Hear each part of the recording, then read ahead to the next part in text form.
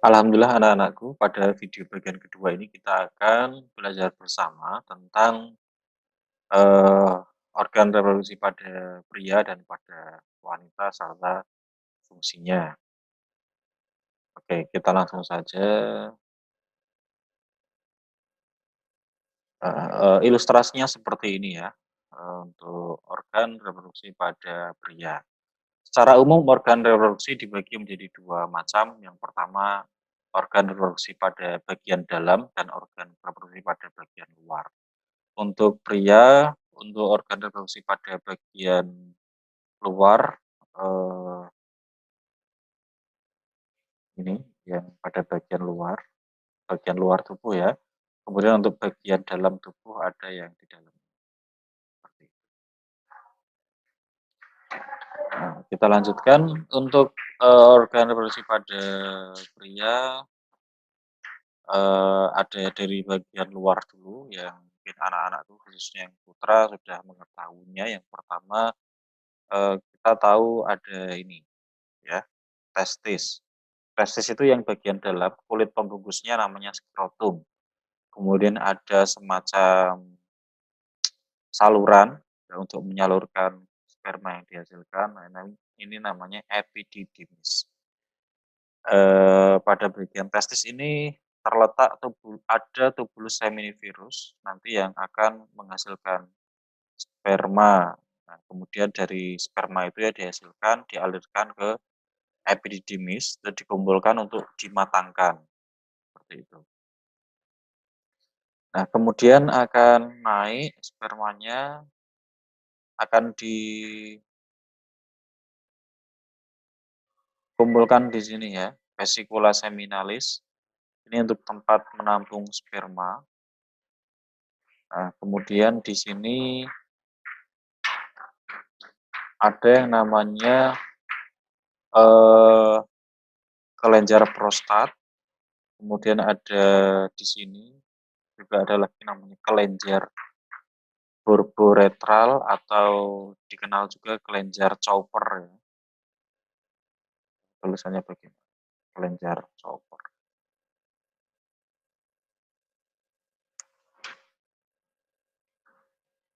Chopper seperti itu. Dan kemudian sperma ditampung di sini akan dikeluarkan melalui ini uretra. Ini ada penis seperti itu. Hmm, Secara umum seperti itu. Untuk fungsi-fungsinya lebih detail kita simak untuk slide berikutnya. Nah, seperti ini. Testis yang gambarnya tadi memproduksi sperma dan hormon testosteron. Ini yang memicu ada tumbuhnya kumis, kemudian fisik yang ini ya, cowok itu kekar, itu Arijalu Kawamuna ala Nisa. Ini salah satunya dikarenakan ada hormon eh, testosteron. Ya, kemudian epididymis yang di atasnya. Jadi kalau ini testis, kemudian ini epididymis ya. Epididymis atasnya menyimpan sperma sementara dan pematangan. Spermanya dimatangkan. Epididymis. Terus skortum dibungkus. Dibungkus untuk menjaga suhu. Karena kalau terlalu panas nanti spermanya bisa mati atau mengurangi produksi dari testis. Nah, makanya salah satu dalam kesehatan penggunaan celana jeans ya itu kan membuat celana-celana ketat itu mengurangi atau merusak produksi sperma. Selanjutnya vas deferens menghubungkan epididymis dan uretra saluran yang tadi ya. Kemudian berikutnya ada penis untuk saluran kencing dan tempat keluarnya sperma. Kemudian kelenjar prostat. Dan juga ini ada istilah lain mungkin perlu kalian ketahui. Ini penis juga sebagai alat kopulasi. Kopulasi. Kopulasi itu apa, Pak? Nah, itu yang untuk reproduksi, gimana ya menjelaskannya. Nah, ini untuk tempat, untuk mempermudah, jadi supaya, spermanya bisa pindah ke tubuhnya yang si ibunya itu kan, spermanya harus dimasukkan. Lah, alat untuk memasukkan spermanya itu namanya penis, seperti itu bahasa ini. Tidak perlu diperpanjang ya penjelasannya. Oke, semoga kalian sudah paham. Kemudian kelenjar prostat ini menghasilkan cairan bersifat asam. Nah, tentunya kalau cairan bersifat asam ini bisa membunuh bakteri. Kemudian untuk kelenjar Cowper atau uretral menghasilkan lendir dan cairan bersifat basah. Untuk menyeimbangkan juga. Kalau terlalu asam nanti spermanya juga mati. Ini kelenjar Cowper menghasilkan cairan yang bersifat basah. Kemudian vesicula seminalis menghasilkan zat yang diperlukan untuk perkembangan sperma.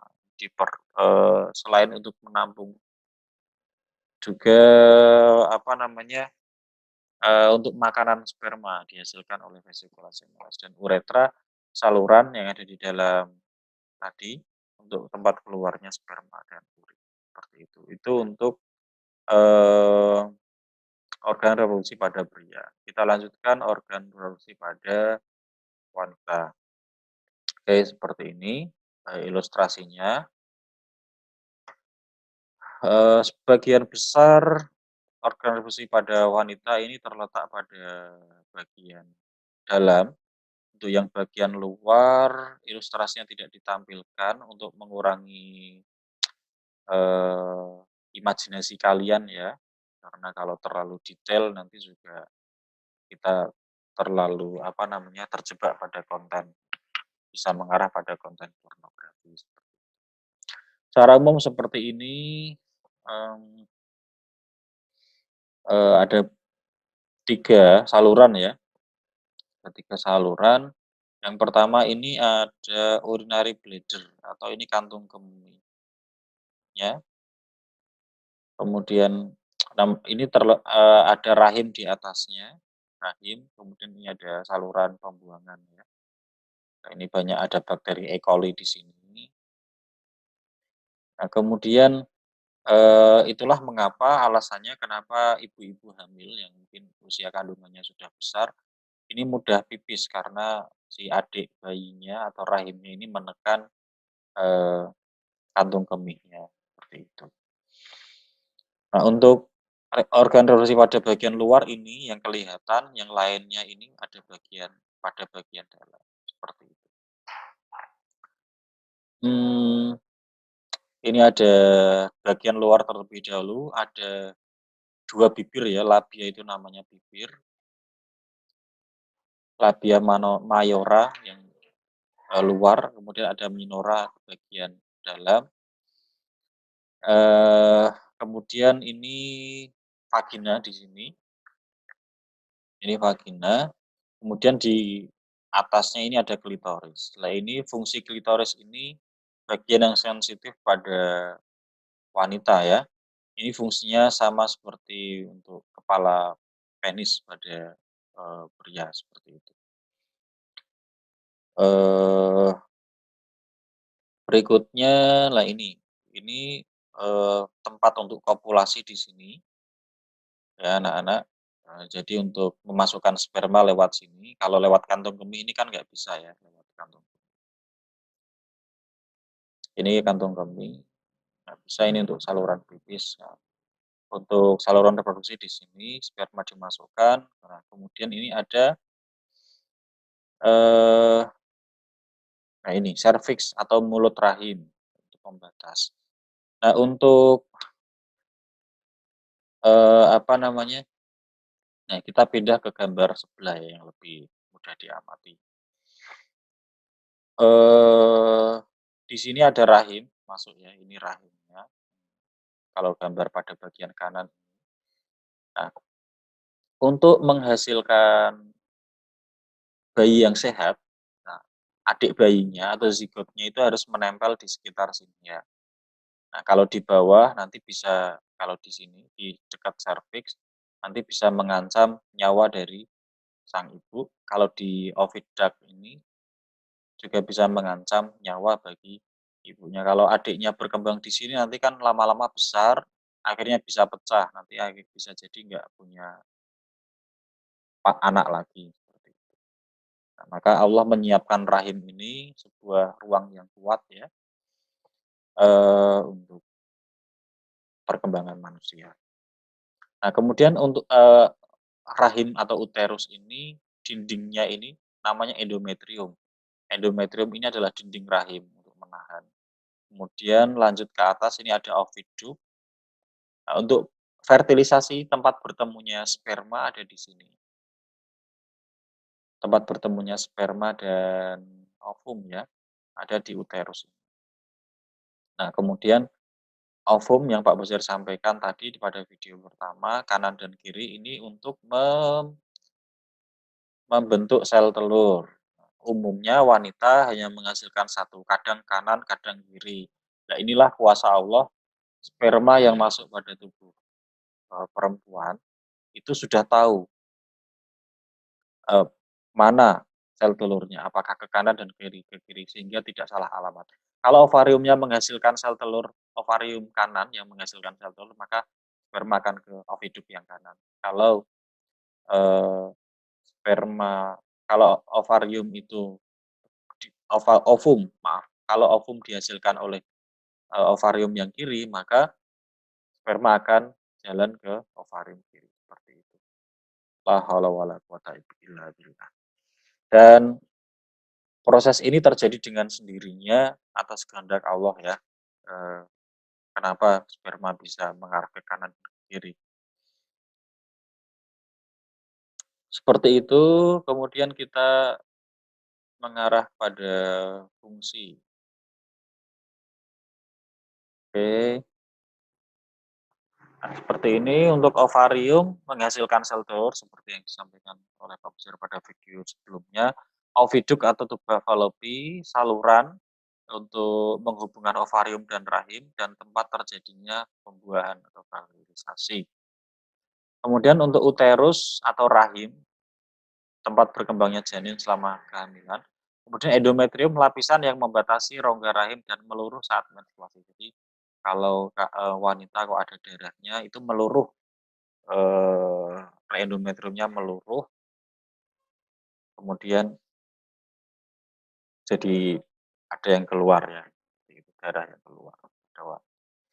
Berikutnya vagina adalah saluran yang menghubungkan lingkungan luar dengan rahim, darah menstruasi dan saluran keluarnya bayi. Dan ini subhanallah sekali. Kalau kita perhatikan, nah ini kan cuma segini ya, tapi sekali lagi la haula wala quwata illa billah. Adik bayi bisa keluar loh, bisa bisa berkembang di di rahim ini kemudian dan bisa dikeluarkan salurannya. Subhanallah.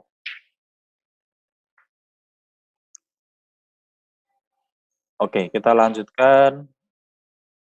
Berikutnya serviks atau layar rahim. Struktur rahim yang menyempit ya, menyempit seperti ini, seperti V, kemudian klitoris, benjolan yang sangat sensitif terhadap sentuhan, labia minora melindungi sebagai pelindung, alat kelamin, kemudian pelindungnya double, ya, mayora dan minora. Kemudian siklus menstruasi tambahan ya. Siklus menstruasi adalah siklus bulanan, biasanya yang paling pendek bisa 15 hari, yang paling panjang bisa 1 bulan lebih ya. Ada yang beragam, ada yang 1 pekan, ada yang bisa lebih. Siklus menstruasi juga beragam, yang paling tepat 1 bulan. Hal yang jelas adalah selama seorang wanita masih mengalami menstruasi, maka insya Allah wanita tersebut menghasilkan sel telur dan dikatakan subur atau fertil. Nah, kemudian siklus menstruasi biasanya disajikan dalam grafik seperti ini ya anak-anak. Biasanya kalau dalam soal-soal grafiknya itu sudah ada, tinggal Pak Basuir jelaskan cara membacanya saja. Di sini bagian kiri sumbu Y dan ini adalah sumbu X. Ada 3 informasi yang bisa kita peroleh. Yang pertama, siklus uterus, siklus ovum, siklus hormon. Seperti yang Pak Besar sampaikan, bahwa endometrium pada rahim itu meluruh ketika menstruasi. Nah, kemudian ketika tidak menstruasi maka akan menebal seperti itu. Nah, kita bahas siklus uterusnya terlebih dahulu. Cara membacanya bagaimana, Pak? Ya, ini pada hari 1 masih menebal, masih ada, kemudian hari kedua, ketiga ini sudah mulai meluruh ya, darah seperti itu. Nah, kemudian menstruasi. Nah, ini akhir menstruasi. Lamanya 7 hari ya biasanya, 1 pekan. Oh ya, mohon maaf Pak bisa relat tadi, menstruasi biasanya paling pendek itu 7 hari, ada mungkin 3 hari. Biasanya umumnya 7 hari, maaf, umumnya 7 hari, tapi beragam, ada yang lebih, ada yang nah, kemudian hari ke-8 ini sudah berhenti mensnya ya, misal, sudah suci, sudah mulai sholat lagi, kemudian, nah, hari ke-8, nah ini folikelnya sudah mulai terbentuk. Ini pembawa kita pelajari di apa namanya, pembelahan sel tadi sebelumnya. Nah, ini dinding rahim menebal. Nah, yang paling tebal ini ya, tanggal 27, 28 ya. Nah, kemudian siklus menstruasi lagi. Nah, ini 1 bulan, 1 bulan ini sekitar 28 hari di grafik ini ya. Seperti itu. Siklus menstruasinya 28 hari. Nah, di bagian bawahnya ini ada menstruasi, menstruasi, kemudian fase praovulasi ini, penyiapan dari folikelnya, kemudian pada tanggal 14-nya atau tanggal ke-7 setelah hari ke-7 setelah mens, ovulasi atau ovum, sel ovumnya dikeluarkan, sudah terbentuk. Jadi pembelahan sel sudah disiapkan dari ketika menstruasi sampai sampai praovulasi. Nah, kemudian akan kalau tidak dibuai nanti akan menempel di endometrium dan nanti akan dikeluarkan dalam bentuk darah. Kemudian kita tadi sudah secara langsung dibahas siklus ovariumnya ya, siklus uterusnya sudah, kemudian hormon. Nah, ini ada yang namanya, saya hapus dulu, ada hormon FSH, estrogen, LH, dan progesteron. Jadi ada 4 hormon yang berperan dalam siklus menstruasi. Follicle stimulating hormone ini hormon yang digunakan untuk menstimulasikan folikel. Jadi folikelnya, pembentukan folikel ini meningkat ya, ketika hormonnya meningkat, FSH-nya, nah nanti akan menghasilkan folikel, kemudian dibentuklah folikel ini, naik. Setelah folikel terbentuk, dia turun lagi. Nah, kemudian hormon estrogennya bagaimana? Kita bisa lihat ketika ovulasi, yang paling tinggi hormon apa? Yang paling tinggi hormon LH dan estrogen. Estrogennya naik ya sebelum ovulasi. Nah, kemudian ketika mau menstruasi, ini pemicunya adalah hormon progesteron. Ketika sudah turun, seperti itu. Ini tanggalnya bisa hari di bawah. Misal hari pertama folikel terbentuk, berarti yang ini follicle stimulating hormone yang pembentuknya. Kemudian untuk ovulasi, pemicunya apa? Pemicunya estrogen dan luteinizing hormone. Nah, kemudian untuk progesteron itu untuk memicu menstruasi. Jadi khusus pada wanita. Seperti itu cara membaca. Oke, seperti itu dulu mungkin video pada bagian kedua, lah ini secara umum. mungkin bisa dibaca terlebih dahulu ya, tadi sudah Bapak bisa jelaskan. Mmm, oke sekian untuk video pada bagian kedua, untuk berikutnya kita akan bertemu video terakhir mungkin pada bagian sistem reproduksi, yaitu tentang penyakit dan cara menjaga kesehatan. Oke terima kasih, see you next time. Wassalamualaikum warahmatullahi wabarakatuh.